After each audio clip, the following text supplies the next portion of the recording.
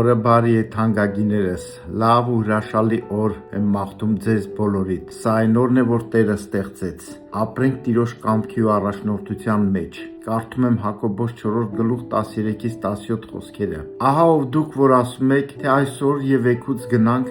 այսինչ քաղաքը և այնտեղ մի տարի լինենք և վաճառենք և շահենք, դուք որ չգիտեք էգուցվա օրը, ինչպիսի բան է ձեր կյանքը, որ մի շոգի է, որ մի քիչ ժամանակ երևում է հետո աներևութանում, փոխանակ որ պետք էր ասեիք, եթե Տերը կամենա և ապրենք, այս բանը կամ այն բանը կանենք, բայց հիմա պարծենում եք ձեր ամբարտավանությունը, ամեն այդպիսի պարծանքը չարություն է, արդ, ով որ բարին գիտենա և չանե, նրա համար մեղք է, արդ, ով որ բարին գիտենա և չանե, նրա համար մեղք է, սիրելիներս, մենք գիտենք